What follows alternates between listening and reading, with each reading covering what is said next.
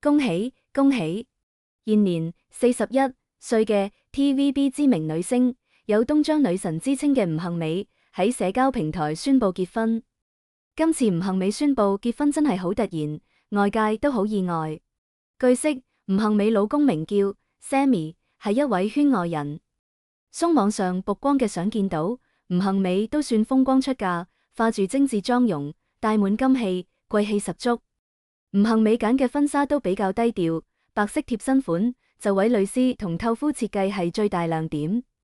至於佢老公 Sammy 就着經典西裝套裝，戴住眼鏡，睇落斯文得來略帶少少肥，但整體感覺老實忠厚，應該俾到吳杏美好大安全感。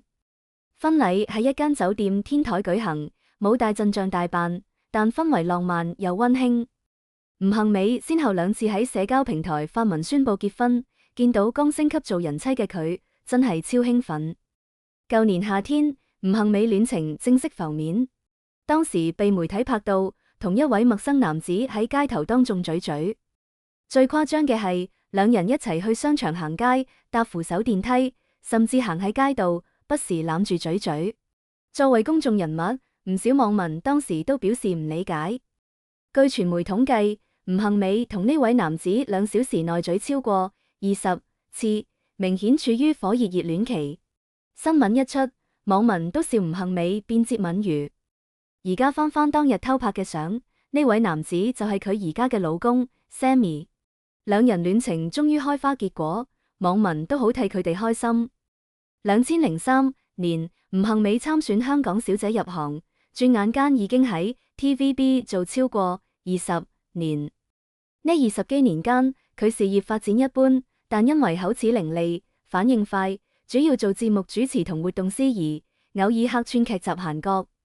直到近幾年，資訊節目東張西望大熱，做主持嘅吳杏美亦得到更多關注。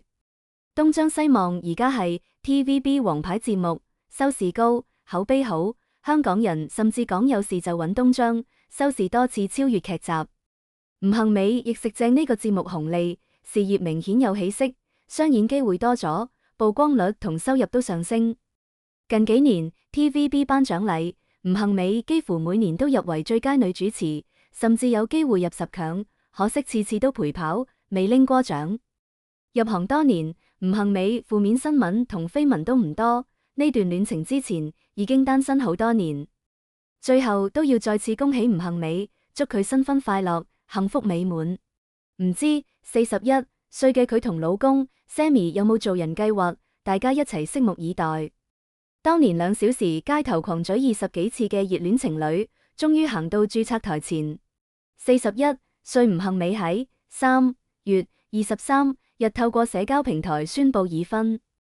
婚禮前一日，即3月22日，佢同圈外男友 Sammy 喺香港一間酒店天台完成證婚同晚宴。揀視野開闊嘅城市天台，儀式低調但有溫度。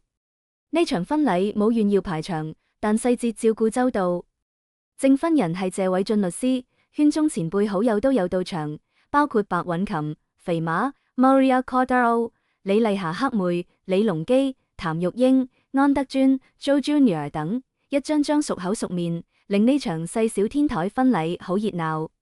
相入面，新娘着白色貼身婚紗。講究蕾絲透膚設計，舉手投足乾淨利落。晚宴就轉紅色禮服，胸前掛滿金豬牌，手戴多對龍鳳鈪，傳統喜慶齊晒。Sammy 戴眼鏡，西裝簡單利落，企喺燈串同城市夜景之間，低調不張揚。外界對佢評價好一致，斯文略笨，但令人安心。宣布結婚消息嚟得好突然，但同兩人相處節奏完全唔衝突。舊年夏天即2025年8月，東周刊喺將軍澳同樂富街頭拍到兩人十指緊扣，頻頻嘴嘴，記翻2小時超過20次，網民笑佢做接吻魚。當時公開親密行為引起討論，而家見到兩人正式註冊，熱度全部變成祝福。長年被鏡頭住，點樣保留私隱，點樣喺公眾同私人之間劃界，幾乎係所有娛圈戀情都要面對嘅問題。吳杏美喺社交平台寫下相愛、相依、相守，直到白頭，並署名 Mr. N、Mrs. 22-3-2026。佢喺 TVB 娛樂新聞台訪問補充，拍拖1年多，認定對方善良老實，三觀一致，見面唔耐就覺得係緣分。至於會唔會考慮小朋友，佢只係話順其自然，小朋友係上天禮物，冇時間表。呢啲回應好克制，冇超出事實範圍，喺媒體不停追問下，已經好清晰。講返長遠啲，其實都見到佢做呢個決定嘅背景。2003年參選港姐入行，至今喺 TVB 超過20年，口才同反應令佢喺主持同司儀位置穩陣，偶爾客串劇集。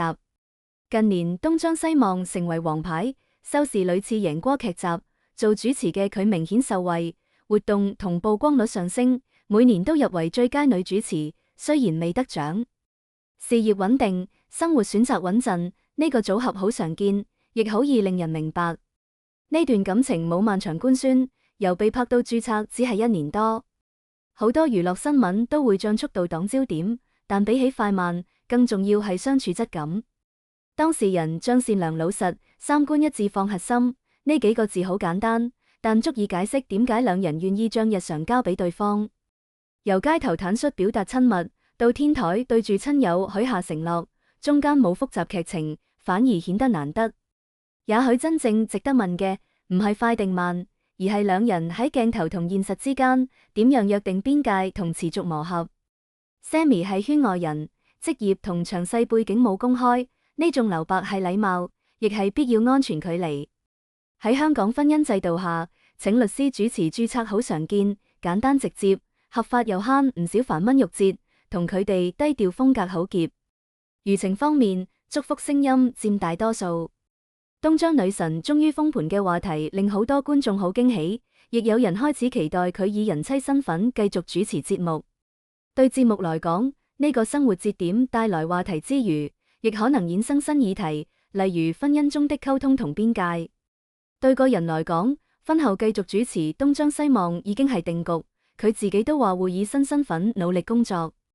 更現實嘅商業層面，成熟穩重形象通常會帶到唔同類型代言或主持機會。未來幾日，外界可能會見到更多婚禮花絮、朋友分享，甚至蜜月片段。但關於做人計劃同私生活節奏，信息就止於順其自然，不宜過度幻想。娛樂新聞永遠唔會夠，觀眾好奇亦好自然。真正嘅分寸感係唔過度追問未公開嘅細節。故事暫時告一段落。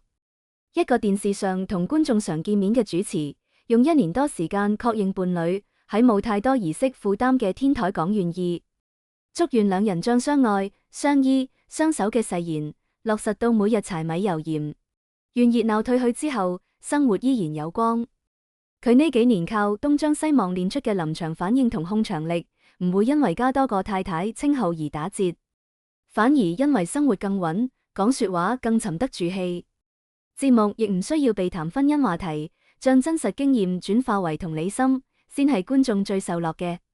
有人將呢樁婚事歸類做閃婚，其實更似對嘅人出現就唔拖拖拉拉。1年多相處，足夠睇清對方脾氣、價值觀同處事方式。佢用善良老實、三觀一致8個字總結，樸素但最實用。